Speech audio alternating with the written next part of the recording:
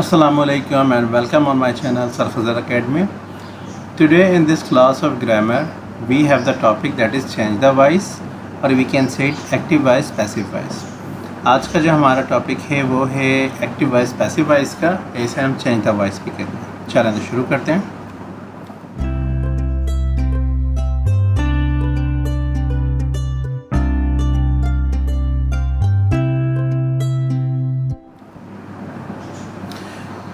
Change the voice, सबसे पहले तो हम समझते हैं चेंज द वॉइस हम यूज़ क्यों करते हैं या एक्टिव वॉइस पैसिव वॉइस होता क्या है। Change the voice is a grammatical term that refers to the process of altering the structure of a sentence from either active voice to passive voice or from passive voice to active voice. In active voice, the subject of the sentence performs the action, while in passive voice, the subject receives the action. Okay, this is the difference. पहले हम इस definition को समझ लेते हैं ताकि हमें clear हो जाए कि एक्टिव वॉइस पैसिव वॉइस होता क्या है। देखिए, ये ग्रामेटिकल टर्म हम यूज़ क्यों करते हैं, जुमले के स्ट्रक्चर को अल्टर करने के लिए, यानी थोड़ा बहुत उसमें चेंज लाने के लिए। वो क्या चेंज होता है, या तो हम उसे एक्टिव वॉइस से पैसिव वॉइस बनाते हैं इस जुमले को, या पैसिव वॉइस से एक्टिव वॉइस बनाते हैं। और इससे होता क्या है, एक्टिव वॉइस के अंदर सब्जेक्ट जो है वो जुमले के अंदर एक्शन परफॉर्म कर रहा होता है, जबकि पैसिव वॉइस के अंदर सब्जेक्ट एक्शन रिसीव कर रहा होता है ऑब्जेक्ट से या किसी और चीज़ से। ठीक है, this is active voice passive voice. इसकी कुछ एग्जांपल हम समझते हैं ताकि हमें क्लियर हो जाए। फॉर एग्जांपल, एक सेंटेंस है अज़रा एट एप्पल, अज़रा ने सेब खाया था। अगर इसे पैसिव बनाएंगे तो क्या बनेगा, the apple was eaten by Azra, एक सेब खाया गया था अज़रा से। अब यहाँ देखें, यहाँ सब्जेक्ट ये काम करने का एक्शन कर रहा है, यानी एप्पल खाने का जो एक्शन है वो परफॉर्म कौन कर रहा है, अज़रा कर रहा है। जबकि यहाँ पर सब्जेक्ट जो है अज़रा, उस पर एप्पल खाने का एक्शन परफॉर्म किया जा रहा है, बल्कि वो ख़ुद नहीं कर रहा है, यानी एप्पल खाया जा रहा है बाय अज़रा। एक और जुमले को समझते हैं, जैसे for example, the dog has chased the cat, dog ने एक बिल्ली का, एक कैट का ताक़ुब किया या पीछा किया। जबकि पैसिव वॉइस बनेगा तो इसमें क्या हो जाएगा, the cat has been chased by dog, यानी बिल्ली का ताक़ुब किया गया है डॉग के थ्रू। इसी तरह एक जुमला है Yasir is reading a book, Yasir किताब पढ़ रहा है। जबकि पैसिव बनेगा तो क्या होगा, किताब पढ़ी जा रही है। इंग्लिश में कैसे होगा, a book is being read by Yasir. ठीक है, फॉर एग्जांपल, जोहा विल हिट द बॉल, जोहा बॉल को हिट करेगी, एक जुमला है। अब अगर पैसिव बनेगा तो क्या होगा, बॉल को हिट किया जाएगा जोहा के थ्रू, यानी the ball will be hit by Joha. इसी तरह सेंटेंस है Saim fixes the car, Saim car को फिक्स करता है, सही करता है। The car is fixed by Saim, car को सही किया जाता है साइम के ज़रिए। The storm destroyed the town, तूफ़ान ने गांव को तबाह कर दिया। या फिर इसको अगर हम पैसिव में बनाएंगे, the town was destroyed by storm, गांव तबाह हो गया था तूफ़ान से। A lion had attacked a kid, शेर ने एक बच्चे पर हमला किया था। A kid had been attacked by a lion, बच्चे पर शेर से हमला किया गया था। अब इन दोनों जुमलों के अंदर आप नोट करें तो यहाँ पर सब्जेक्ट एक्शन खुद कर रहा है, जबकि यहाँ पर ऑब्जेक्ट एक्शन का होना बता रहा है कि वो सब्जेक्ट के ज़रिए किया गया है। This is the total change between the active voice and passive voice. अब हम समझते हैं कि ये जुमले बनते कैसे हैं। First of all, can not be change, कुछ ऐसे जुमले हैं जिनको एक्टिव को पैसिव में कन्वर्ट नहीं किया जा सकता। ये मोस्ट इम्पॉर्टेंट चीज़ है जो नॉर्मली हम लोग इग्नोर कर देते हैं क्लासेस के अंदर, हमें ये नहीं पता होता। हम बस ये समझते हैं कि हर एक्टिव वॉइस का पैसिव बन सकता है, but it is not true. Her active voice का पैसिव नहीं बनता। यहाँ पे हम उन्हीं की वो सिनेरियो समझेंगे जिसके अंदर हम एक्टिव वॉइस को पैसिव नहीं बना सकते। मिसाल के तौर पे, most sentences can be used in either active और passive voice, but there are certain type of verbs or sentence that cannot be used in passive voice. Okay, यानी हर जुमले को एक्टिव से पैसिव तो बनाया जाता है, लेकिन कुछ सर्टेन वर्ब या फिर कुछ ऐसे जुमले होते हैं जिन्हें एक्टिव से पैसिव नहीं बनाया। For example, if the sentence doesn't have object, अगर सब्जेक्ट के अंदर ऑब्जेक्ट नहीं है तो उस जुमले का पैसिव नहीं बनेगा। For example, I read, I speak, they play. अगर मैं आपको कहूँ कि इसका पैसिव वॉइस बनाओ, it can not be made. क्यों? क्योंकि इस जुमले के अंदर ऑब्जेक्ट नहीं है। तो जिस जुमले का ऑब्जेक्ट नहीं होता उसका पैसिव नहीं बनता। दूसरा क्या है, if there is no verb in sentence, अगर जुमले के अंदर वर्ब ही नहीं है तो भी पैसिव नहीं बनेगा। शी इज़ हैप्पी, वो खुश है, इसमें हेल्पिंग वर्ब तो है लेकिन प्रिंसिपल वर्ब नहीं है। ये हम पीछे वर्ब के अंदर पढ़ चुके हैं कि वर्ब की कितनी कैटेगरी होती है। उसके अंदर प्रिंसिपल वर्ब और ट्रांजिटिव इंट्रांजिटिव वर्ब आए थे। तो खैर हेल्पिंग वर्ब है इसमें लेकिन वर्ब नहीं है। शी इज़ हैप्पी, अब इस जुमले का भी पैसिव नहीं बनेगा। For example, Rumela has a car, अब रुमेला के पास कार है, इस जुमले के अंदर भी कोई एक्टिव वर्ब नहीं है तो इस जुमले का भी पैसिव नहीं बनेगा। दो सिनेरियो हो गया। तीसरा क्या हो सकता है, if the sentence is from any of following tense, अगर इनमें से किसी एक टेंस के अंदर हो तो भी पैसिव नहीं बनेगा। वो कौन सा है, परफेक्ट कंटिन्यू टेंस। अब परफेक्ट कंटिन्यू टेंस चाहे वो प्रेजेंट का हो, चाहे वो पास्ट का हो, चाहे फ्यूचर का हो, इनका पैसिव वॉइस नहीं बनाया जाता। ठीक है, कंटिन्यू टेंस फ्यूचर, जो फ्यूचर का कंटिन्यू टेंस है इसका भी पैसिव वॉइस नहीं बनाया जाता। ठीक है, right now we have two scenario. Third one क्या है वो देख लेते। If there is intransitive verb, कुछ वर्ब ऐसे होते हैं जो इंट्रांजिटिव होते हैं, उनका भी पैसिव नहीं बनता। फॉर एग्जाम्पल, अगर हम इसी सिनेरियो को करें, these are the verb that do not take an object, ये वो वर्ब होते हैं इंट्रांजिटिव जो ऑब्जेक्ट नहीं होता जिनका, and therefore can not be used in passive, इसी वजह से पैसिव इनके नहीं बनाया जा सकता। मिसाल के तौर पे मैंने आपको कहा 3 रूल आपने याद रखना है कि जिस जुमले में ऑब्जेक्ट नहीं लगा उसका पैसिव नहीं बनेगा, जिसमें वर्ब ना हो उसका पैसिव नहीं बनेगा, या फिर इन 4 टेंसेस का पैसिव नहीं बनता। परफेक्ट कंटिन्यू टेंसेस, चाहे वो प्रेजेंट में है, फ्यूचर में, पास्ट में हो, 3 हो गए। कंटिन्यू टेंस फ्यूचर के, जो फ्यूचर के कंटिन्यू टेंस होते हैं इनमें भी पैसिव नहीं बनता। तो अब जुमला अगर होता है ही रन्स, वो भागता है, तो यहाँ तो ये बात हो गई क्लियर कि भाई इसमें ऑब्जेक्ट नहीं है इसलिए नहीं बनेगा। लेकिन अगर एक जुमला है for example the sun shines, अब इसके अंदर भी ये सीन है, लेकिन यहाँ पर एक जुमला है ही गोज़ स्कूल, वो स्कूल जाता है। अब देखो यहाँ पे सब्जेक्ट भी आ गया, वर्ब भी आ गया, ऑब्जेक्ट भी आ गया। अब क्यों नहीं बनेगा जुमला, because this is intransitive verb, यानी इंट्रांजिटिव अगर वर्ब होते हैं तो उनका भी जुमला नहीं बनता, उनका भी पैसिव वॉइस नहीं बनता। Okay, like he slips, they laugh, he swims, ये आपको पूरी एक लिस्ट मिल जाएगी। इसमें जैसे अराइव होता है, ब्लिंक होता है, collapse, go, die, exit, fly, happen, jump, laugh, और भी होते हैं जैसे रन होता है, रन होता है, शिवर होता है। ये सारे वो वर्ब हैं जो इंट्रांजिटिव वर्ब होते हैं और इनके हम पैसिव वॉइस नहीं बना सकते। ठीक है, so this is the rule that you have to remember in your mind. ये वो रूल है जो आपको याद रखना है जब भी आप एक्टिव से पैसिव बना रहे हों। तो एक्टिव वॉइस में ये वो सेंटेंसेस हैं या ये वो सिनेरियो हैं जिनके पैसिव वॉइस नहीं बनते। चलें तो अब हम देखते हैं किनके पैसिव बनते हैं, उसका क्या रूल है। मैं आपको बहुत शॉर्ट करके बताऊंगा how to change passive voice, कि हम वॉइस चेंज कैसे करते हैं। सिंपल फार्मूले आपने याद करना है कि हर जुमले को चेंज करने का या बनाने का एक फार्मूला होता है, तो इसलिए पैसिव को भी चेंज करने का फार्मूला है। फार्मूला क्या है, subject plus helping verb plus verb plus object. ये तो होता है किसी भी सिंपल जुमले का फार्मूला। और पैसिव का क्या फार्मूला होता है, पैसिव का फार्मूला क्या होता है, पहले हम सब्जेक्ट को देखते हैं। सब्जेक्ट होता क्या है, हम इसी को ब्रैक कर लेते हैं। सब्जेक्ट होता है डूअर और man word of any sentence is called subject. ये जो सब्जेक्ट है ये या तो काम करने वाला होता है या मैन वर्ड होता है किसी भी जुमले का। दूसरी चीज़ है for example Raza can play piano, तो इसके अंदर पियानो प्ले होने का काम हो रहा है, कर कौन रहा है, रज़ा। डूअर कौन हो गया, इसका रज़ा, तो इस जुमले का सब्जेक्ट रज़ा है। जैसे टीना डजंट लाइक टी, अब चाय पसंद नहीं है, किसे पसंद नहीं है, टीना। मेन बात किसकी हो रही है, मैन वर्ड क्या हो गया इसमें, टीना हो गया। For example Danish is a rich boy, अब इसमें रिच तो है बॉय लेकिन है कौन, दानिश। यहाँ बात किसकी हो रही है, मैन वर्ड कौन है, दानिश, तो ये होता है सब्जेक्ट। अब हेल्पिंग वर्ब क्या होता है, हेल्पिंग वर्ब कहते हैं it helps to describe sense of verb for subject. Helping verb मदद करता है जुमले को बनाने में और वर्ब के सेंस को क्लियर करता है कि वर्ब यूज़ को कैसे हो। For example I can play piano, मैं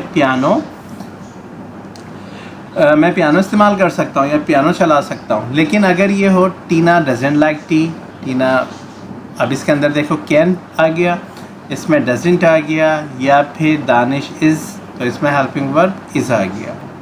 ठीक है, अब इसमें ये होता है कि फॉर एग्जांपल अगर ये मैं कैन की जगह शुड लगा दूँ यहाँ पे, यानी रज़ा शुड प्ले, तो अब यहाँ जुमले का जो मीनिंग है वर्ड सारे वही रहेंगे लेकिन मीनिंग चेंज हो जाएगी। अब ये जुमला हो जाएगा कि रज़ा को पियानो बजाना चाहिए। यहाँ पर जो सेंस है वो है रज़ा पियानो बजा सकता है, जबकि अगर शुड लगाऊंगा तो हो जाएगा रज़ा को पियानो बजाना चाहिए। यही अगर कुड लगा दूंगा तो इसका सेंस बनेगा रज़ा पियानो बजा सकता था। तो it mean helping verb change the meaning of verb. अब हम देख लेते हैं वर्ब के बाद कि मैन वर्ब होता है। मैन वर्ब तो बेसिकली आपको पता होगा, वर्ब्स आर एक्शन वर्ड्स। ये तो वो वर्ब होते हैं या वो वर्ड्स होते हैं जो एक्शन शो कर रहे होते हैं, लाइक प्ले, ईट, गिव, गो, टेक, स्पीक। ये जो भी वर्ब होते हैं ये सारे आप वर्ब कहते हैं। ऑब्जेक्टिव क्या होता है या फिर ऑब्जेक्ट क्या होता है? It bears action of subject, यानी सब्जेक्ट का एक्शन बेयर करता है। नॉर्मली वी कैन से कि सब्जेक्ट हेल्पिंग वर्ब वर्ब, इसके बाद का तमाम हिस्सा ऑब्जेक्ट होता है, तो अभी ये भी गलत नहीं होगा। ठीक है, फॉर एग्जांपल एक जुमला है Raza can play piano, Raza piano चला सकता है, तो रज़ा सब्जेक्ट हो गया, ये हेल्पिंग वर्ब हो गया, ये वर्ब हो गया, तो बाकी हिस्सा क्या कहलाएगा? Piano. Tina doesn't like T, तो टीना सब्जेक्ट हो गया, ये हेल्पिंग वर्ब हो गया, वर्ब हो गया, ये ऑब्जेक्ट हो जाएगा। इसी तरह Danish is a rich boy, तो देखें दानिश हेल्पिंग वर्ब हो गया, और सॉरी दानिश सब्जेक्ट हो गया, इस हेल्पिंग वर्ब हो गया, इसके बाद का सारा हिस्सा यानी आ रिच बॉय, ये सारा ऑब्जेक्ट हो जाएगा। अब हम रूल्स देख लेते हैं, चेंजिंग वाइज करने के रूल क्या होता है। एक्टिव वाइज का हमने फार्मूला समझ लिया। अब पैसिव वाइज का, पैसिव वाइज का फार्मूला होता है object plus helping verb plus verb की third form plus by plus subject. यानी किसी भी एक्टिव वॉइस का पैसिव बनाने के लिए आप क्या करोगे? उसके ऑब्जेक्ट को सब्जेक्ट कंसीडर करोगे, हेल्पिंग वर्ब उसके अंदर यूज़ होगा, वर्ब की थर्ड फॉर्म होगी। पैसिव वॉइस में हमेशा वर्ब की थर्ड फॉर्म होती है। बाय यूज़ करेंगे वर्ब के बाद और सब्जेक्ट यूज़ करेंगे। For example only verb and helping verb will be changed, rest of component will be rearranged. अब इसके अंदर होगा क्या कि खाली हेल्पिंग वर्ब और वर्ब ये दो चीज़ें चेंज होगी, बाकी ऑब्जेक्ट और सब्जेक्ट जो है ये खाली रीअरेंज होंगे। यानी सब्जेक्ट यहाँ चले जाएगा, ऑब्जेक्ट यहाँ आ जाएगा, बाकी ये जो हैं ये चीज़ें चेंज होगी। अब हम एग्जांपल समझते हैं किस तरह से। कुछ चीज़ें रिक्वायरमेंट होती है आपको, जो जहन में याद रखेंगे तो आपको सारी चीज़ें आसान हो जाएगी। मिसाल के तौर पर सब्जेक्ट क्या होता है? पर्सनल प्रोनाउन होता है या फिर नाउन होता है। यहाँ पे पर्सनल सब्जेक्ट क्या होगा? पैसे एक्टिव वॉइस के अंदर सब्जेक्ट पर्सनल नाउन होता है या फिर नाउन होता है या पर्सनल प्रोनाउन होता है। ठीक है, जबकि सब्जेक्ट ऑब्जेक्ट बन जाएगा किसके अंदर? पैसिव वॉइस के अंदर। मिसाल के तौर पे वर्ब है, इसमें वर्ब की थर्ड फॉर्म आएगी, इसमें वर्ब की फर्स्ट फॉर्म डू डज होगी। अब देखो, अब कुछ चीज़ें ऐसी हैं जो आपने याद रखना है। मिसाल के तौर पे सब्जेक्ट जो होगा आपका वो यहाँ पर ऑब्जेक्ट बन जाएगा, पहला तो ये काम होगा। वर्ब की कोई सी भी फॉर्म हो, वो वर्ब की कौन सी फॉर्म बना दोगे आप? थर्ड फॉर्म बना दोगे। अब मैं सारे हेल्पिंग वर्ब बता रहा हूँ कि अगर किसी भी जुमले के अंदर या तो वर्ब की फर्स्ट फॉर्म यूज़ हो या डू डज यूज़ हो, तो उसके अंदर आप helping verb is am are लगाओगे। ठीक है, अब देखो इस फार्मूले को मैं यहाँ पर बनाता जाता हूँ। आपका जो ऑब्जेक्ट होगा वो सब्जेक्ट बन जाएगा, जो वर्ब होगा यानी याला वर्ब है, जो भी वर्ब होगा वर्ब की थर्ड फॉर्म बन जाएगी। अगर जुमले में वर्ब का फर्स्ट फॉर्म यूज़ हुई है सब्जेक्ट के बाद या फिर डू डज आ रहा है, तो आप उसके अंदर हेल्पिंग वर्ब इज़ और एम ऐड कर देंगे। ठीक है, यानी ये हट जाएंगे, इज़ एम। अगर वर्ब की सेकंड फॉर्म है तो जुमले में हेल्पिंग वर्ब वाज वर हो जाएंगे। अगर जुमले में आईएनजी फॉर्म है तो सेंटेंस में बीइंग हो जाएगा और वर्ब की थर्ड फॉर्म हो जाएगी। अगर हैव हैज़ हैड हैं तो have been has been had been हो जाएगा, यानी इसमें बीन ऐड हो जाएगा पैसिव वॉइस में। अगर is am are was were हैं तो ये चेंज नहीं होते, ये ऐसे के ऐसे रहेंगे। Will not change, it will remain same. अगर जुमले में हेल्पिंग वर्ब हैव है या विल हैव है या फिर वर्ब की थर्ड फॉर्म है, तो आप क्या करोगे, विल हैव बीन लगा दोगे। ठीक है।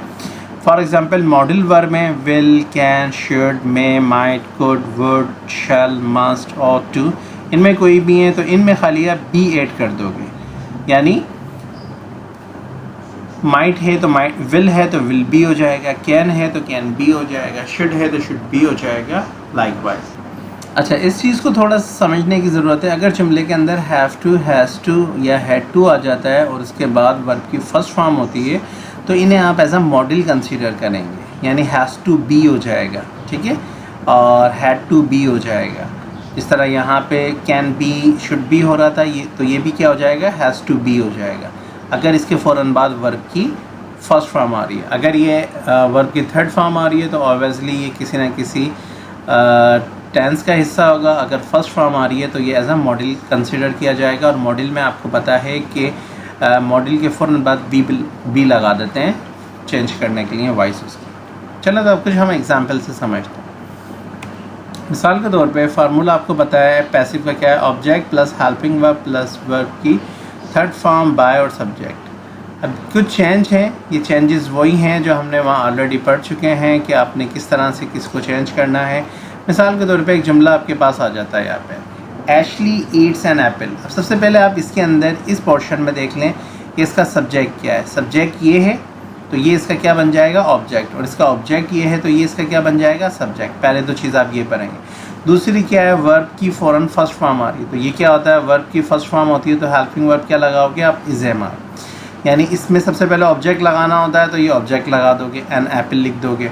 ठीक है। फिर हेल्पिंग वर्ब कौन सा लगेगा, तो आप देखो सब्जेक्ट के बाद आ क्या रहा है, फर्स्ट फॉर्म आ रही है तो फर्स्ट फॉर्म में इज एम आर आता है तो आप यहाँ पे इज़ लगा दोगे। ठीक है। फिर वर्ब की थर्ड फॉर्म आती है तो ईट की थर्ड फॉर्म क्या होता है, 18, वो 18 लगा दोगे। बाय लगाओगे, सब्जेक्ट क्या है इसका, एशली, तो एशली हो जाएगा। अब जुमला क्या बनेगा, an apple is eaten by Ashley. ठीक है। An apple is eaten by Ashley. अब इस एक ही जुमले को अगर आप समझ लेंगे तो आई होप कि आपको पूरा एक्टिव चेंज वाइज का कॉन्सेप्ट क्लियर हो जाएगा। यहाँ देखो, इस जुमले के अंदर जो सब्जेक्ट था उसे आपने ऑब्जेक्ट बना दिया, जो इसका ऑब्जेक्ट था उसे सब्जेक्ट बना दिया। यहाँ देखिए ये ऑब्जेक्ट था, ये सब्जेक्ट बन गया। फर्स्ट फॉर्म आ रही है तो फर्स्ट फॉर्म का रूल हमें पता है कि अगर फर्स्ट फॉर्म होती है तो उसके साथ हेल्पिंग वर्ब इस एम आर होता है, तो आपने एप्पल इंडिविजुअल है तो इसके साथ इज़ आएगा। वर्ब की थर्ड फॉर्म होती है, ईट की थर्ड फॉर्म 18 लगा दी। बाय सब्जेक्ट लिखना है तो ये सब्जेक्ट था, बाय एशली। एक और जुमला देख लेते हैं, ये इसका सब्जेक्ट है, वर्ब है, ऑब्जेक्ट है। For example, Sabir doesn't play piano. Sabir piano नहीं बजाता। अब आप इसके अंदर क्या बनाएंगे, देखो इसका ऑब्जेक्ट क्या है, पियानो। पियानो तो सबसे पहले इसमें सब्जेक्ट में आ जाएगा। उसके बाद ये सब्जेक्ट के बाद क्या आ रहा है, डज आ रहा है। अब यहाँ देखिए डज जिसमें आता है इसे एम आर में लगता है तो पियानो इज़ हो जाएगा। ठीक है। प्ले होता है, ये नेगेटिव है तो इज़ नॉट हो जाएगा। और प्ले की थर्ड फॉर्म क्या होती है, प्लेड, तो प्लेड आ जाएगा, बाय साबिर हो जाएगा। For example, piano is not, ये डज नॉट था तो ये इज़ नॉट हो जाएगा, प्लेड बाय साबिर। ठीक है। एक और जुमला समझ लेते हैं। अब इसके अंदर देखो ये सब्जेक्ट है, ये वर्ब हेल्पिंग वर्ब है, ये ऑब्जेक्ट है, यहाँ चेंज हो जाएगा। अब देखें सब्जेक्ट इसमें शी है, शी सेंड एन ईमेल, तो शी जब यहाँ चेंज होता है, यानी जब सब्जेक्ट पर्सनल प्रोनाउन हो और जब यहाँ पर ऑब्जेक्ट में जाता है तो सब्जेक्ट ऑब्जेक्टिव प्रोनाउन हो जाता है, यानी शी हर हो जाएगा। अगर ही होता तो हिम हो जाता, दे होता तो दैम हो जाता, इट होता तो इट हो जाता। ठीक है। अब एक और जुमला देख लेते हैं, did Rimsha tell a story. अब इसके अंदर देखो डिड लगा हुआ है तो डिड आपको यहाँ पे पता है जब हेल्पिंग ऑफ डिड होता है तो हेल्पिंग ऑफ डिड रिप्लेस किससे हो जाता है, वाज या वर से। यहाँ पे सब्जेक्ट इंडिविजुअल है और ऑब्जेक्ट ये, तो आ स्टोरी सब्जेक्ट हो जाएगा इसका, डिड की जगह वाज आ जाएगा। तो जुमला क्या बनेगा, was a story told by Ramsha. ठीक है। ऑनवर्ड एक और जुमले को देखते हैं, Ali is reading a book, तो इसमें आ बुक सब्जेक्ट हो जाएगा, यहाँ पे आ बुक। हेल्पिंग और इज़ एम आर हो तो क्या बन जाता है, इज़ एम आर अगर यहाँ पर हो, जैसे यहाँ पर इज़ एम आर अगर हो तो वो चेंज नहीं होता बल्कि इज़ एम आर ही रहता है, तो इज़ एम आर को हम चेंज नहीं करेंगे। आ बुक इज़ बीइंग अगर कंटिन्यू फॉर्म होता है, वर्ब की आईएनजी फॉर्म होता है तो वो बीइंग हो जाता है। ये देखो बीइंग हो गया। और रीड बाय अली। ये रीड की थर्ड फॉर्म भी यही होती है। इस तरह पुलिस अरेस्टेड अ थीफ, अब इसमें देखें सेकंड फॉर्म यूज़ हो रहा है, तो सेकंड फॉर्म वर्ब की एरा अगर यूज़ होता है वाज वर आता है, तो a thief was arrested by police, ऐसे हो जाएगा, thief was arrested by police. So on you can understand all the sentences. इसकी आप प्रैक्टिस करें तो इंशाल्लाह आपको सारी चीज़ें समझ आ जाएंगी। एक और चीज़ है, एक्टिव वॉइस पैसिव वॉइस के अंदर हम गेट यूज़ करते हैं और गेट के थ्रू भी एक्टिव पैसिव बना सकते हैं। मिसाल के तौर पे फार्मूला क्या होगा, ऑब्जेक्ट के फ़ौरन बाद गेट आ जाएगा, वर्ब की थर्ड फॉर्म होगी और सब्जेक्ट होगी। मिसाल के तौर पे Ali plays cricket, Ali cricket खेलता है, cricket is played by Ali, तो ये तो इसका सिंपल जुमला हो गया। हम गेट्स के साथ कैसे बनाएंगे, क्रिकेट गेट्स प्लेड, अभी इन सब की जगह वर्ब लग जाएगा गेट्स, बाकी वर्ब की थर्ड फॉर्म लगेगी और अली, ये भी पैसिव बन जाता है, लेकिन ये हम कम ही बनाते हैं, बट इट कैन बी, यानी अली प्लेस क्रिकेट, तो cricket is played by Ali ये भी होता है, और cricket gets played by Ali ये भी होता है। For example Rafia clean the room, तो the room was cleaned by Rafia, या फिर the room got cleaned by Rafia, यानी गेट की सेकंड फॉर्म आ गई, क्योंकि यहाँ भी सेकंड फॉर्म थी तो यहाँ भी सेकंड फॉर्म आ गई, वर्ब की थर्ड फॉर्म आ गई और बाकी बाय राफिया हो गया। या police killed the terrorist, the terrorist was killed by police, या फिर ये भी हो सकता है the terrorist got killed by police. ये नॉर्मली आप अगर डॉन न्यूज़पेपर पढ़ते हैं तो उसके अंदर हम पैसिव के अंदर गेट का बहुत ज़्यादा यूज़ करते हैं। Passive voice of imperative sentence, अगर सेंटेंस ऐसा है, इम्पेरेटिव किसे कहते हैं, हुक्मिया जुमले, वो जुमले जिसमें हम डायरेक्ट कोई हुक्म दे रहे हों या फिर कोई सजेशन दे रहे हों, तो हम उसके अंदर किस तरह बनाते हैं, उसका फार्मूला क्या होता है, हम लेट लगाते हैं, लेट के बाद ऑब्जेक्ट आता है, फिर बी आता है और वर्ब की थर्ड फॉर्म आता है। फॉर एग्जांपल आप कहते हो प्ले फुटबॉल, फुटबॉल खेलो, तो हम कैसे बनाएंगे, let the football be played. ये देखें लेट आपने लगाया, इसके बाद ऑब्जेक्ट, ये इसका ऑब्जेक्ट था तो ऑब्जेक्ट लगा दिया, तो फुटबॉल बी वर्ब की थर्ड फॉर्म, इसमें प्ले था, वर्ब की थर्ड फॉर्म प्लेड हो जाएगा, तो played. For example open the door, तो क्या हो जाएगा, let the door be open. Do your homework, let your homework be done. This was the all about the passive. I hope so ये थोड़ी सी tricky video है, लेकिन आप अगर इसे एक या दो दफ़ा देखेंगे तो इंशाल्लाह आपका सारा concept active voice passive voice का क्लियर हो जाएगा। अब तक के लिए इतना ही, इंशाल्लाह नेक्स्ट वीडियो में हम नेक्स्ट टॉपिक के साथ बात करते हैं। तब तक के लिए अपना ख्याल रखिएगा। अल्लाह हाफ़िज़।